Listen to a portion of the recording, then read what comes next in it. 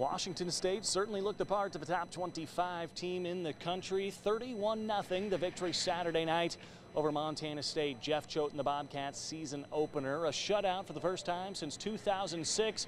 But you play challenging schedules like this for a reason, and facing the Cougars does nothing but benefit the program. I mean, I just think playing against a really good team, things become easier. Now we're going to play a really good team next week too. And then we're going to play a really good team 2 weeks after that too. And so it doesn't get any easier. It's Division I football.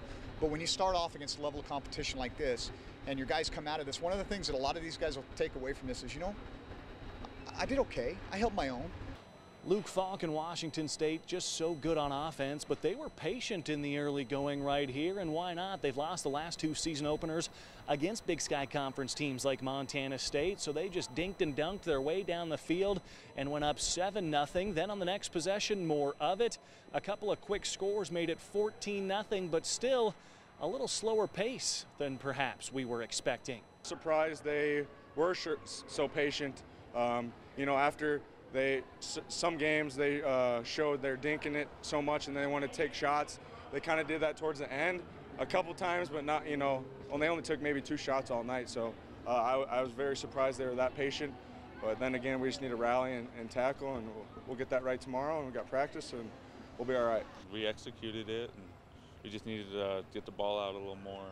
One turnover, not good enough against an outfit like that. We wanted them to get impatient and start taking the long shots, and to kind of create more turnovers, but they stayed the course with the short little passes and worked out for them. MSU's defense did have its chances against some of these big boys that'll be playing on Sunday. Mac Bignell getting in for a sack. Chase Benson, the former Helena High product, had his first career sack in an MSU uniform as well.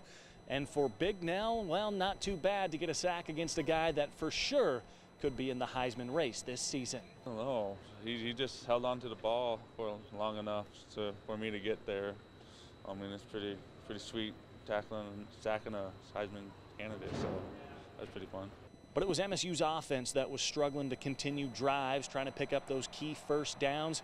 Chris Murray, Troy Anderson getting in there at running back, of course. He had a couple of big carries early on, but it was the Chris Murray show, trying to get some big first downs. And what did he think of playing against such a challenging team? We obviously knew they had a tremendous up front. The front seven was tremendous, linebacker core as well, and obviously Big Hercules and some other key defensive ends, and the movement was going to be a distraction for us.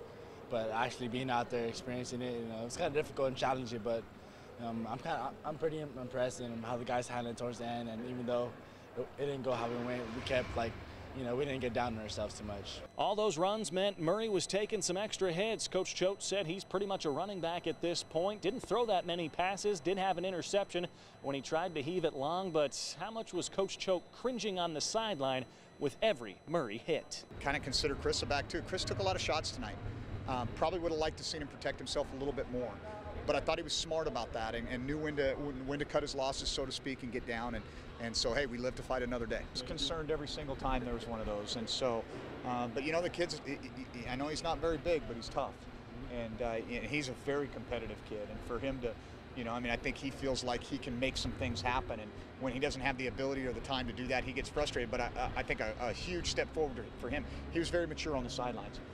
He did not get negative. He kept playing, and I was pleased with that. So a 31-0 loss in the season opener for 2017, the second season under Jeff Choate. First time since 2006 the Cats have had that shutout. But the road doesn't get much easier. South Dakota State coming to Bozeman for the home opener this coming Saturday, September 9th in the Gold Rush game. Wrapping things up here in Pullman inside Martin Stadium, Richie Melby, MTN Sports.